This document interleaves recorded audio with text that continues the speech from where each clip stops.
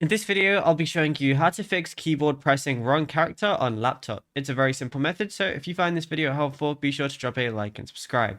Now, when your laptop keyboard starts typing wrong characters, like punching numbers instead of letters, swapping the at with a different symbol, or outputting symbols like hashtag incorrectly, it's almost caused by a mismatched language layout profile or an accidental number lock activation. So what you want to do is inspect your laptop's tuck function keys on your far right control keys and look for a key labeled numlock or numlk or featuring a tiny padlock icon enclosing a number. Press that key once and then test your typing layout. The secondary number grid will drop away, restoring your standard letter input rules instantly. Now what you can also do is press your Windows key and spacebar, and a small quick swap language utility menu will overlay the right side of your screen when you go ahead and do that when you press them together. Now, to purge bad profiles, open up your settings.